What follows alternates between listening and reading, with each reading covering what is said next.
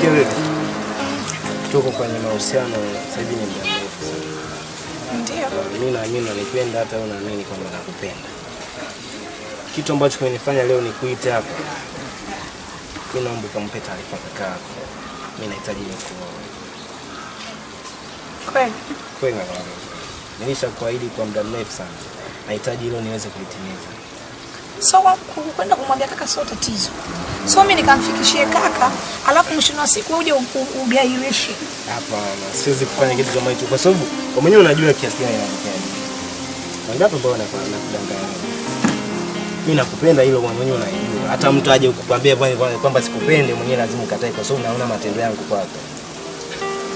Sasa mimi tena kumwambia.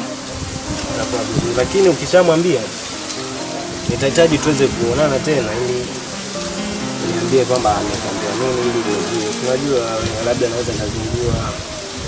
Sijui lakini nitakuwa vipi. Haina shida. Kikubwa ni wewe tu. Kama upo serious mimi nikamwambia kaka. Mimi nipo serious. Sasa nimechoka kukaa mwenyewe. Vijana jaga hata mtabiriki. Haya poa. Asi.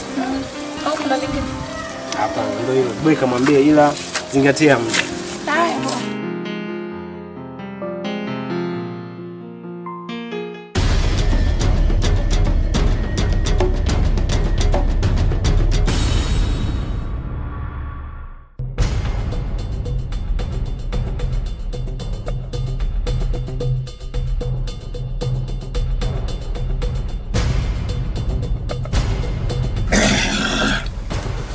Bada kunzi kumakubika kumwimbili mwanyabeke mwakindole mwanyangali mtutange bana yenyu yatufikite